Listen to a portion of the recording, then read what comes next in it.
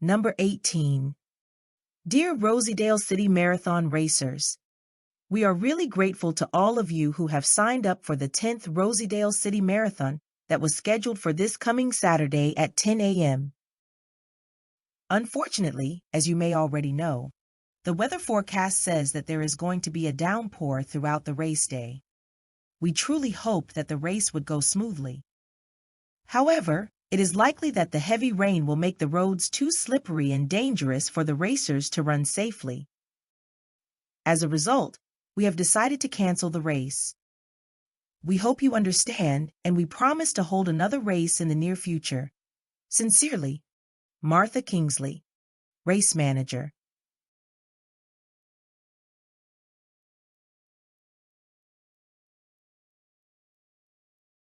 Number 19. It was Valentine's Day on Friday, and Peter was certain that his wife, Amy, was going to love his surprise. Peter had spent a long time searching online for an event that would be a new way to spend time with Amy. He had finally found the perfect thing for her. She often told him that she liked to go to places she had never visited before, and he was absolutely sure that she would love going to the new 5-star restaurant downtown. He smiled as he called the restaurant and asked for a reservation for Friday.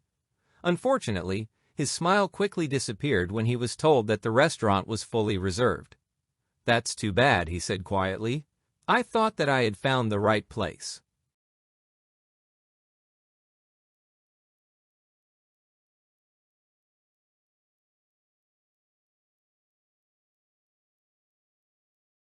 Number 20. We almost universally accept that playing video games is at best a pleasant break from a student's learning, and more often what prevents a student from accomplishing their goals.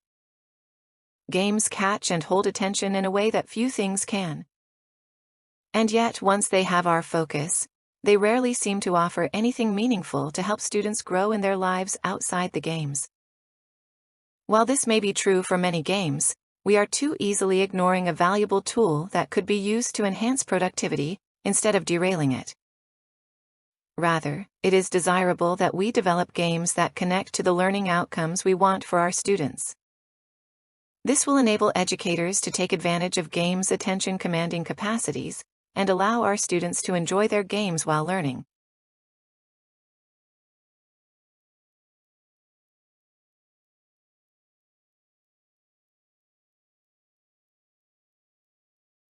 Number 21. The position of the architect rose during the Roman Empire, as architecture symbolically became a particularly important political statement. Cicero classed the architect with the physician and the teacher, and Vitruvius spoke of so great a profession as this. Marcus Vitruvius Pollio, a practicing architect during the rule of Augustus Caesar, recognized that architecture requires both practical and theoretical knowledge, and he listed the disciplines he felt the aspiring architect should master: literature and writing, draftsmanship, mathematics, history, philosophy, music, medicine, law, and astronomy, a curriculum that still has much to recommend it. All of this study was necessary, he argued, because architects who have aimed at acquiring manual skill without scholarship have never been able to reach a position of authority to correspond to their plans, while those who have relied only upon theories and scholarship were obviously hunting the shadow, not the substance.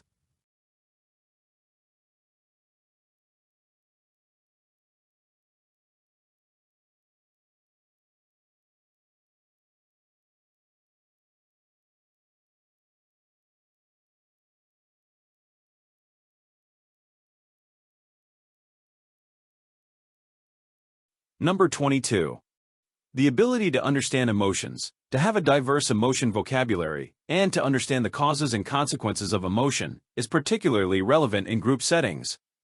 Individuals who are skilled in this domain are able to express emotions, feelings, and moods accurately and thus may facilitate clear communication between coworkers. Furthermore, they may be more likely to act in ways that accommodate their own needs as well as the needs of others, i.e., cooperate. In a group conflict situation, for example, a member with a strong ability to understand emotion will be able to express how he feels about the problem and why he feels this way. He also should be able to take the perspective of the other group members and understand why they are reacting in a certain manner. Appreciation of differences creates an arena for open communication and promotes constructive conflict resolution and improved group functioning.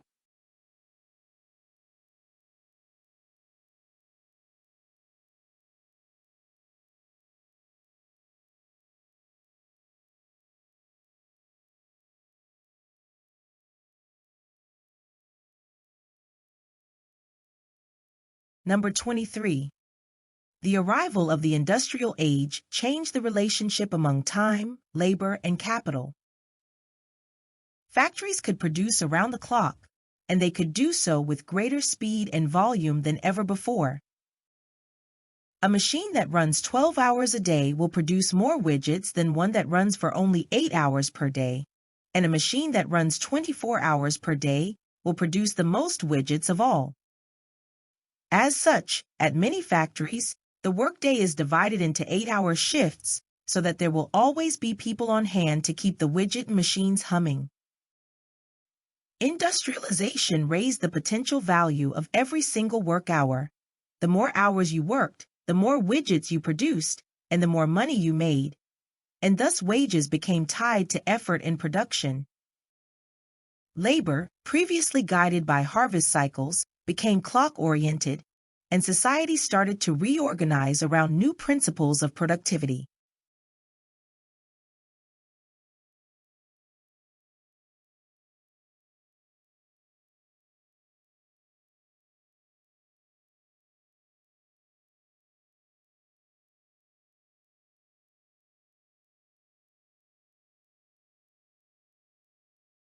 Number 24. The selfie resonates not because it is new, but because it expresses, develops, expands, and intensifies the long history of the self-portrait. The self-portrait showed to others the status of the person depicted. In this sense, what we have come to call our own image, the interface of the way we think we look and the way others see us, is the first and fundamental object of global visual culture. The selfie depicts the drama of our own daily performance of ourselves in tension with our inner emotions that may or may not be expressed as we wish. At each stage of the self-portrait's expansion, more and more people have been able to depict themselves. Today's young, urban, networked majority has reworked the history of the self-portrait to make the selfie into the first visual signature of the new era.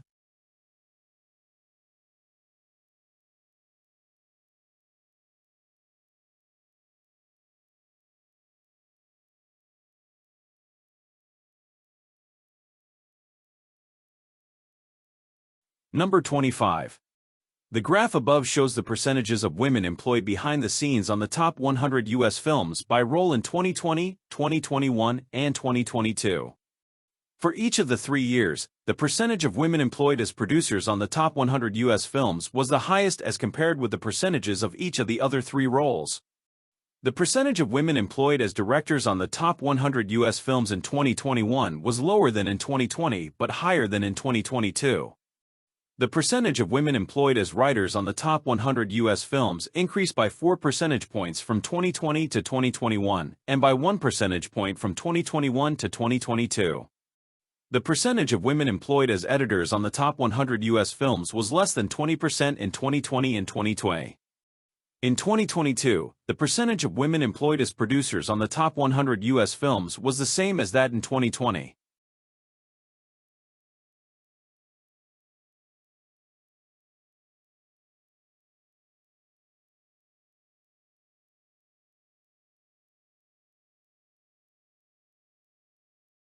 Number 26.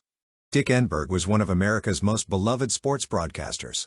He was born in Michigan in 1935. In the early 1960s, he became an assistant professor at San Fernando Valley State College, where he also served as a coach of its baseball team. Afterwards, he began a full-time sportscasting career in Los Angeles. In 1973, he became the first U.S. sportscaster ever to visit China. He joined NBC Sports in 1975 and remained with the network for about 25 years, covering such big events as the Olympics. He later worked for other major sports broadcasting stations. He made his last live broadcast in 2016 and died the following year at the age of 82. He served as chairman of the American Sportscaster Association for more than 3 decades. Enberg was also a best-selling writer and won Emmy Awards as a sportscaster, a writer, and a producer.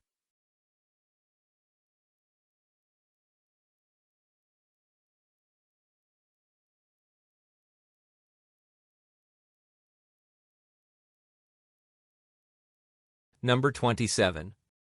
Adenville City Pass Card. The Adenville City Pass Card is a public transportation card for tourists visiting Adenville. Service: Range Adenville-based subway lines, Adenville licensed buses. This card cannot be used for city tour buses. Card type: 1 day, price $10. 3 day, price $25. 5 day, price $40. Additional benefit: 10% off admission for major tourist attractions. Unused cards are refundable within 30 days of the purchase date. Purchase information. Physical cards can be purchased at subway stations. Mobile cards can be purchased on the A-Transit app.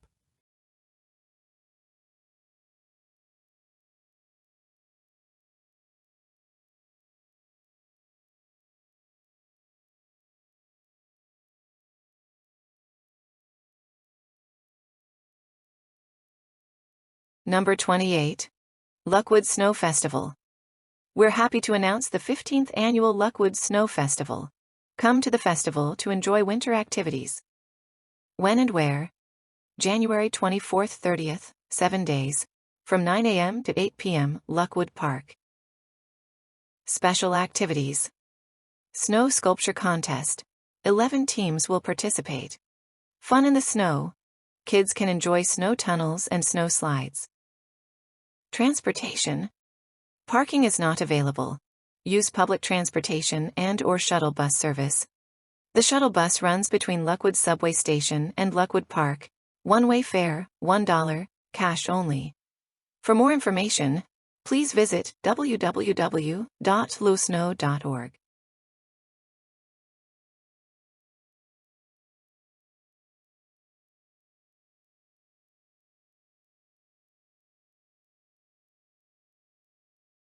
Number 29. Think of yourself. When you decide to get up and get a drink of water, for example, you don't consciously organize or consider the host of steps involved. Imagine if we had to consider every single muscle that needed to be contracted or relaxed just to stand up and walk. It would be tiresome and very slow, as patients recovering from a brain injury affecting the motor system know. The autopilot parts of our brain do it for us automatically, freeing up our conscious mind for more important jobs. It is the older parts of our brain that support these automatic processes that allow us to move, hear, see, and use many of our social skills. More recently evolved abilities like talking, reading, and writing are far less automated. So, most of the time, what you are perceiving, feeling, or thinking is based on a very crude and fast analysis that happens completely without your awareness.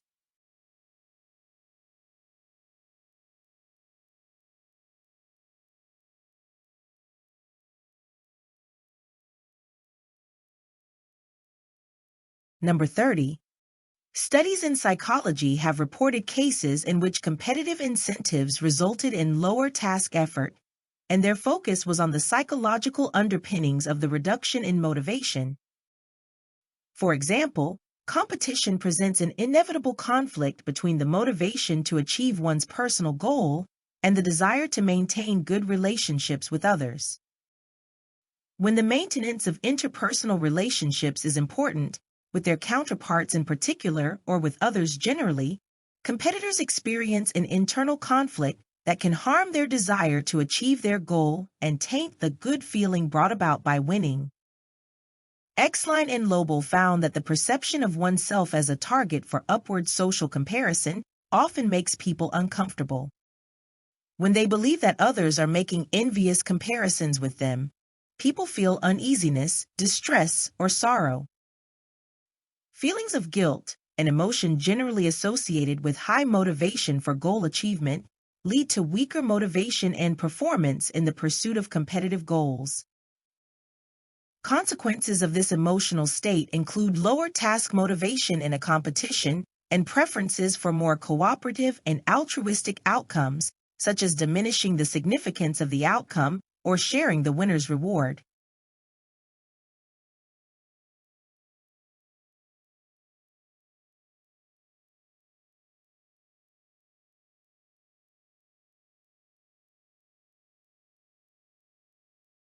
Number 31. Literature can be helpful in the language learning process because of the personal involvement it fosters in readers. Core language teaching materials must concentrate on how a language operates both as a rule-based system and as a socio-semantic system. Very often, the process of learning is essentially analytic, piecemeal, and, at the level of the personality, fairly superficial. Engaging imaginatively with literature enables learners to shift the focus of their attention beyond the more mechanical aspects of the foreign language system. When a novel, play, or short story is explored over a period of time, the result is that the reader begins to inhabit the text. He or she is drawn into the book. Pinpointing what individual words or phrases may mean becomes less important than pursuing the development of the story. The reader is eager to find out what happens as events unfold. He or she feels close to certain characters and shares their emotional responses. The language becomes transparent. The fiction draws the whole person into its own world.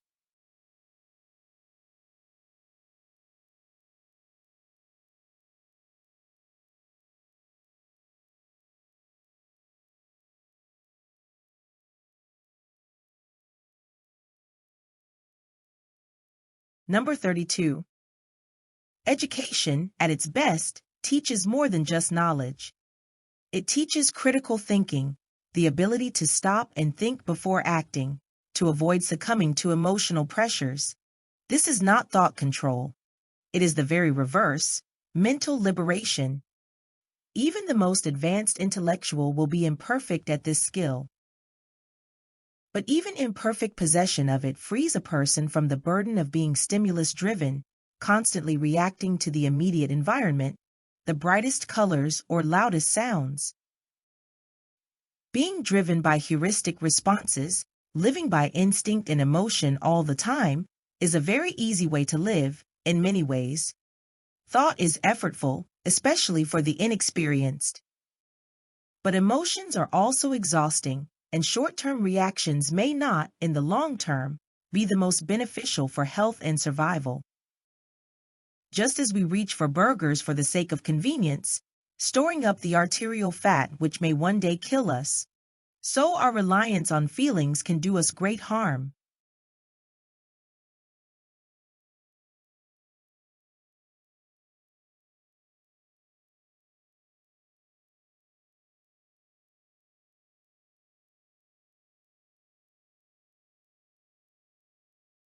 Number 33. We are famously living in the era of the attention economy, where the largest and most profitable businesses in the world are those that consume my attention. The advertising industry is literally dedicated to capturing the conscious hours of my life and selling them to someone else. It might seem magical that so many exciting and useful software systems are available to use for free, but it is now conventional wisdom that if you can't see who is paying for something that appears to be free, then the real product being sold is you. Our creative engagement with other people is mediated by AI-based recommendation systems that are designed to trap our attention through the process that Nick Seaver calls captology, keeping us attending to work sold by one company rather than another, replacing the freedom of personal exploration with algorithm-generated playlists or even algorithm-generated art.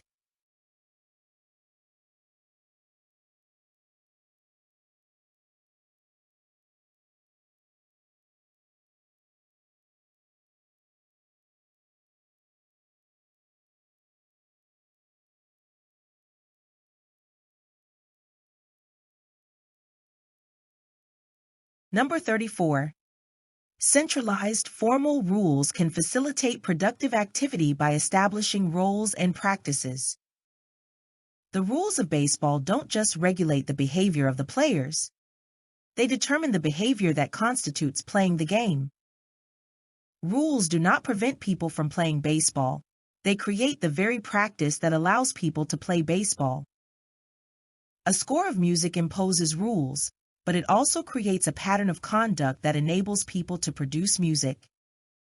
Legal rules that enable the formation of corporations, that enable the use of wills and trusts, that create negotiable instruments, and that establish the practice of contracting, all make practices that create new opportunities for individuals. And we have legal rules that establish roles individuals play within the legal system, such as judges, trustees, partners, and guardians. True, the legal rules that establish these roles constrain the behavior of individuals who occupy them, but rules also create the roles themselves. Without them, an individual would not have the opportunity to occupy the role.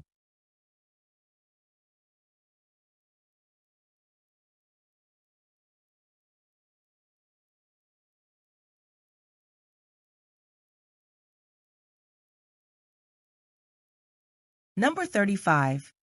The expansion of sports tourism in the 20th century has been influenced by further developments in transportation. Just as the railways revolutionized travel in the 19th century, so the automobile produced even more dramatic changes in the 20th.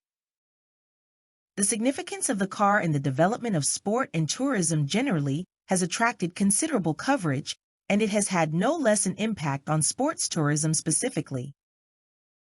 Although originally invented towards the end of the 19th century, it started to become a mass form of transport in the 1920s in the USA and rather later in Britain.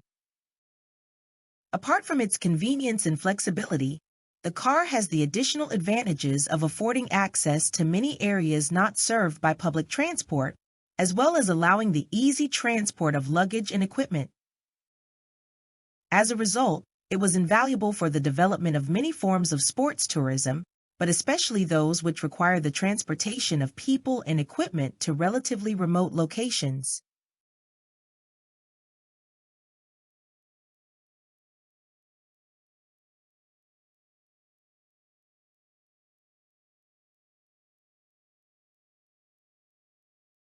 Number 36. The potential for market enforcement is greater when contracting parties have developed reputational capital that can be devalued when contracts are violated.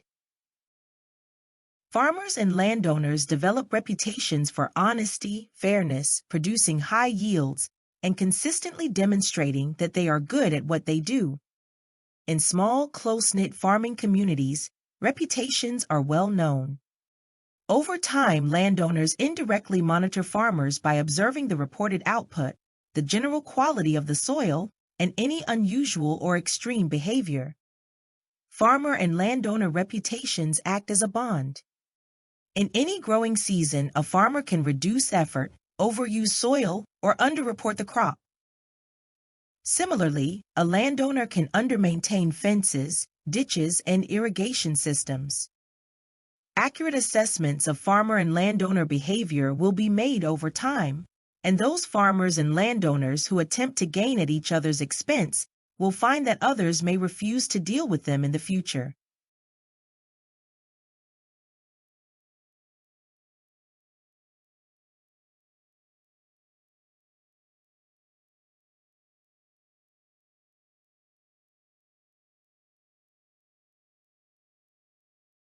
Number 37. Watch the birds in your backyard. If one bird startles and flies off, others will follow, not waiting around to assess whether the threat is real. They have been infected by emotional contagion.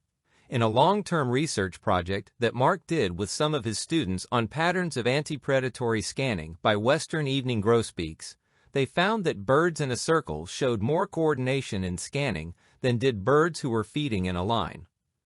The birds in a line who could only see their nearest neighbor not only were less coordinated when scanning, but also were more nervous, changing their body and head positions significantly more than grosbeaks in a circle, where it was possible for each grosbeak to see every other grosbeak. Mark wondered whether the birds in line were more fearful because they didn't know what their flockmates were doing. Emotional contagion would have been impossible for individual grosbeaks in the linear array except with their nearest neighbors.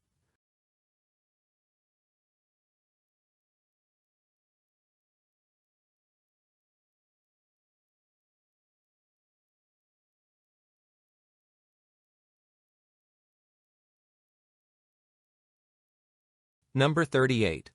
Trade secret law aims to promote innovation, although it accomplishes this objective in a very different manner than patent protection. Notwithstanding the advantages of obtaining a patent, many innovators prefer to protect their innovation through secrecy. They may believe that the cost and delay of seeking a patent are too great, or that secrecy better protects their investment and increases their profit. They might also believe that the invention can best be utilized over a longer period of time than a patent would allow. Without any special legal protection for trade secrets, however, the secretive inventor risks that an employee or contractor will disclose the proprietary information. Once the idea is released, it will be free as the air under the background norms of a free market economy.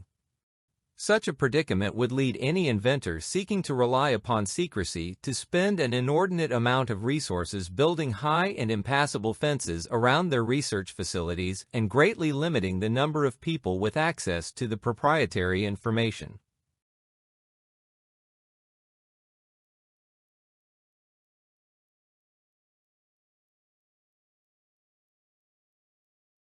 Number 39. By their very nature, the concepts of maintenance and repair are predominantly examined from a process-oriented perspective. The focus in related scholarly discourse often revolves around the lifespan or life cycle of objects and technologies.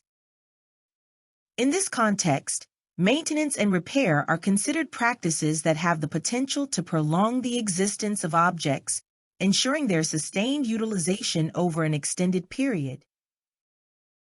Krebs and Weber critically engage with anthropomorphic metaphors that imply a biography of things, appropriately highlighting that conventional understanding of the life cycle of a technology, from its acquisition to its disposal from the household, provides an incomplete definition.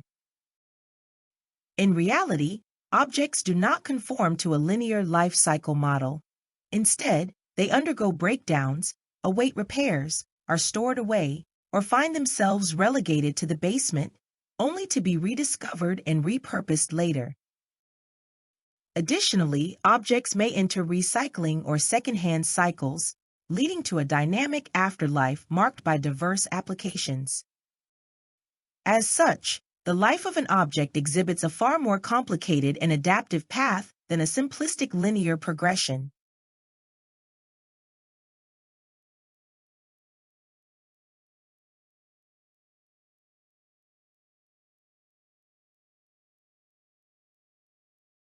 Number 40. People often assume that synthetic food ingredients are more harmful than natural ones, but this is not always the case. Typically, synthetic ingredients can be made in a precisely controlled fashion and have well-defined compositions and properties, allowing careful evaluation of their potential toxicity. On the other hand, natural ingredients often vary appreciably in their composition and properties depending on their origin, the time of year they were harvested, the climate they experienced throughout their lifetime, the soil quality, and how they were isolated and stored. These variations can make testing their safety extremely difficult. One is never sure about the potential toxicity of minor components that may vary from time to time. In some cases, a natural food component has been consumed for hundreds or thousands of years without causing any obvious health problems, and can, therefore, be assumed to be safe. However, one must still be very careful. Summary: the controllability of the production process for synthetic food ingredients and the variability of natural food ingredients may challenge people's commonly held assumption that the natural ingredients are more secure.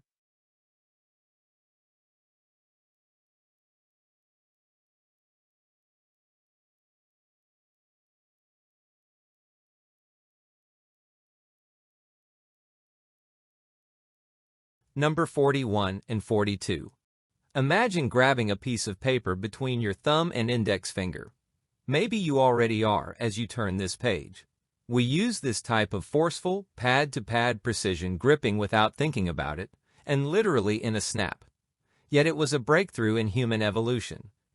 Other primates exhibit some kinds of precision grips in the handling and use of objects, but not with the kind of efficient opposition that our hand anatomy allows. In a single hand, humans can easily hold and manipulate objects, even small and delicate ones, while adjusting our fingers to their shape and reorienting them with displacements of our fingertip pads. Our relatively long, powerful thumb and other anatomical attributes, including our flat nails, which nearly all primates possess, make this possible. Just picture trying, and failing, to dog-ear this page with pointy, curved claws. With a unique combination of traits, the human hand shaped our history. No question, stone tools couldn't have become a keystone of human technology and subsistence without hands that could do the job, along with a nervous system that could regulate and coordinate the necessary signals. Anybody who's ever attempted to make a spear tip or arrowhead from a rock knows that it requires strong grips, constant rotation and repositioning, and forceful, careful strikes with another hard object. And even with a fair amount of know-how, it can be a bloody business.